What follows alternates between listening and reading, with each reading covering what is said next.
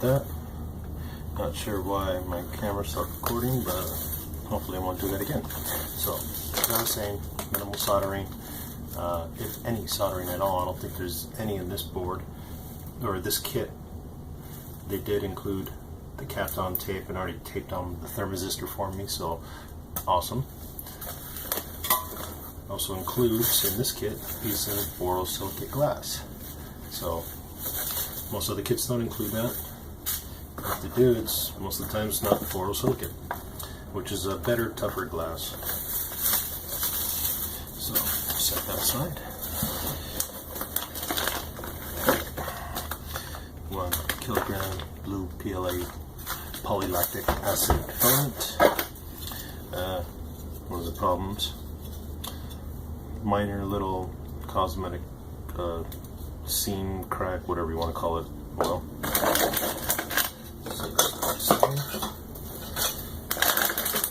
all these small little bits.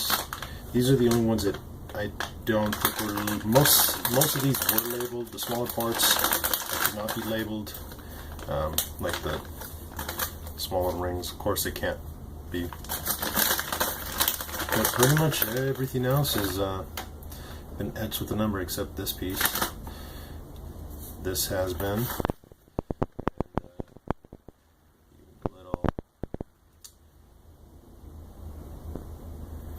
Trim plate, wherever that goes.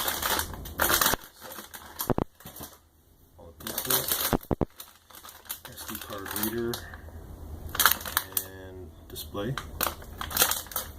Since the knob was not included, I did pick some up just for the time being, so I can print one out myself. This was a problem that I did have. They are sending a replacement. They said, sorry. No problem. I have extras. No big deal. Now, in this kit, the reason why I did spend not $400, but $5 was, as you can see here, I have 2 print heads, as well as some extra nozzles. And if you guys want to follow along, I will be building, 3D printing another bracket to replace this and this to hold on the extruder to the y-axis or x-axis. I don't know what they call it in this one. Either way, one is x, one is y. Z is always up and down. Now, in all fairness, this was pretty much packaged like this.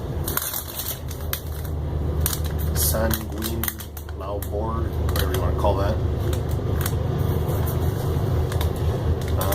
Here comes the train, so we'll pause. Okay, sorry about that. Now, here's the board that will be controlling this. Now this is to replace the 1.4 ramps board along with the Arduino. This one board does it all.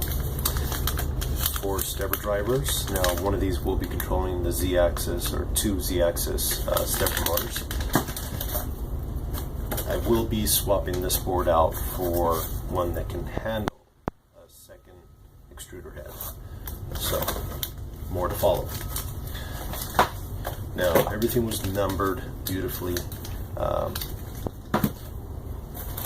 In all fairness, this was not this neatly arranged. I did put this in order, but as you can see, there's many washers, screws, many little parts that could get lost or be a little hard to identify. And to be honest, I don't want to be dealing with a bunch of little bags. So we'll be putting all those items in here. In a small little organizer with multiple boxes,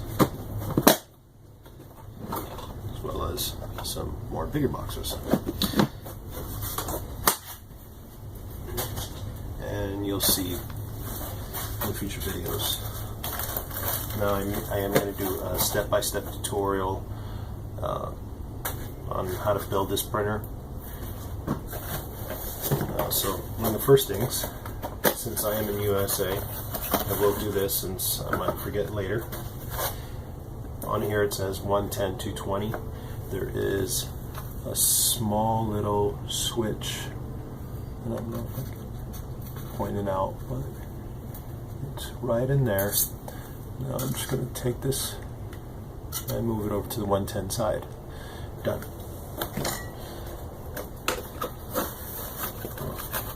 Store that for later. Now, as I said, all the parts were numbered, all these small bags, so that's awesome. Some bags did have multiple items, in which case you had more than one sticker. For example, here, you put 38 and 43 in the same bag. No big deal. Save plastic. Alright. Some zip ties.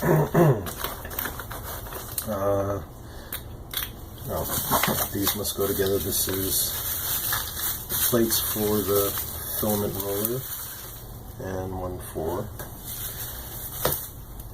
the SD cardboard, nicely etched. G-Tech. This is a G-Tech printer, Prusa i3. I believe this is version B. So set that off to the side. Again, numbered. Now this I do like. What other printers always, and what just about every other single one that I've seen, they'll have 3 of these for the x-axis. Now that just drives me bonkers. Why can't they just include the 4th one? Oh well, this one they do.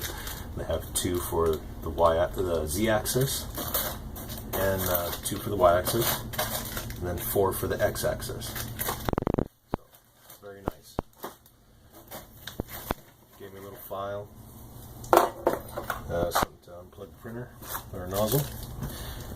This is for the hot end. That'll go there. Now, as you notice, the hot ends did come assembled. Another bonus.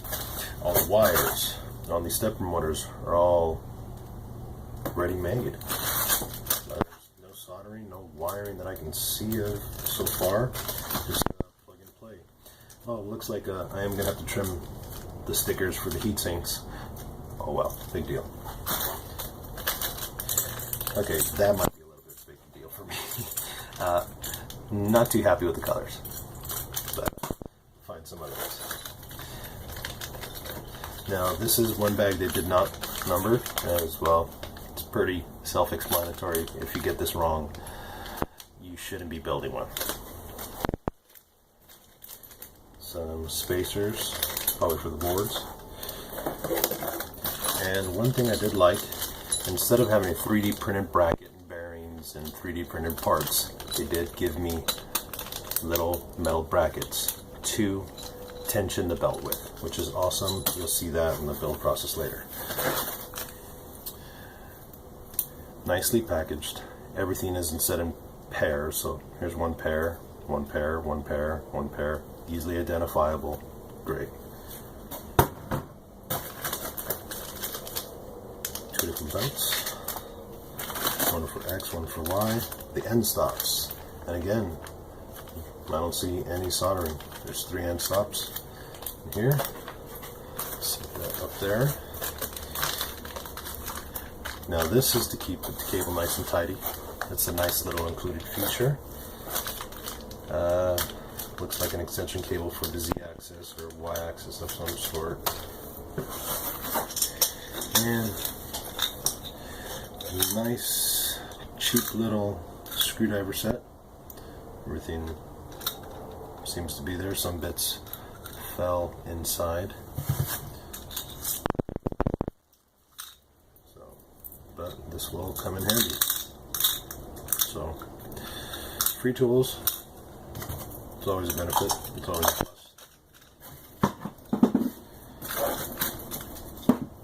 Come in handy when you got to modify some and you don't want to mess up your good ones.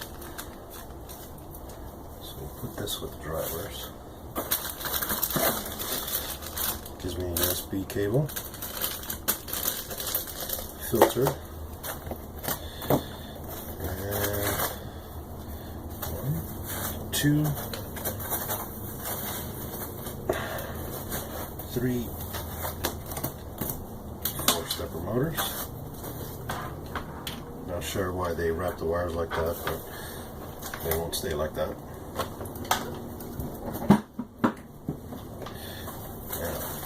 Let's get a little closer up of the print head. As you can see, it is fully assembled other than that plate. That plate gets screwed on here, something like that. As you can see, the screw will go through here, print nozzle through here, and done. Direct drive, high torque NEMA 17-stepper motors. Excuse me. Yes, stepper motors. Nice little spring. Nice little tension on there. Like it. And filament gets fed through there. So we drilled out a stainless steel screw, it looks like. Now, in my kit, like I said, I ordered 2 print heads and the extra nozzles. Now, all of this is for 1.75 filament. You can always pick out 3 if you want. I'm planning on doing higher resolution stuff, finer details, a lot of different prototyping like that. And I feel that this 0.35 nozzle, 0.5 nozzle, and the ones in between for the 1.75 millimeter filament will do good. So that hopefully is in the very near future. Now,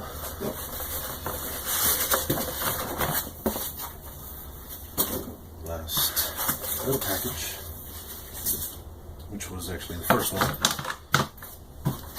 Now, be careful when you take out the main piece, and the glass as well, it is pretty tight in there. It's already pre-wired. Nice. In the build guide, it is pretty well put together. Their English is not. I will be helping correct that in the future. As you can see, man, they have a really tiny laser beam that just, it's pretty awesome how small that cuts. Oh, that little piece came out. It's pretty cool. So,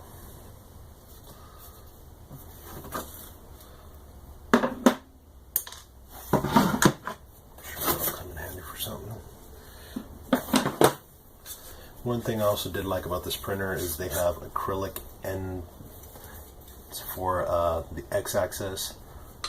There's actually 2 layers to them, one with a hole, one without a hole, and that'll guarantee my spacing on my smooth rods.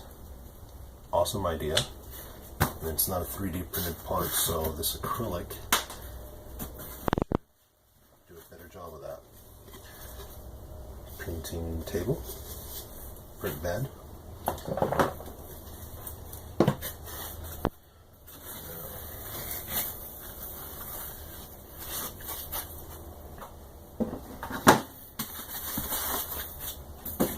So, very well packaged.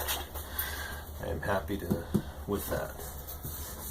Looks like they peeled off the paper here to do the laser etching. Very clean, very nice. Nothing broken. All the parts are here. Like I said, this was pretty much my own issue. Kind of wish that the PLA wasn't floating over this board, but as you can see, it was very well packaged. There's no problems. And the best way to tell is if you just look at that transistor board, or the transistors in there. They're not even bent. They're straight up and down. These pins are bent. So, very happy. Next video will be the build process. So,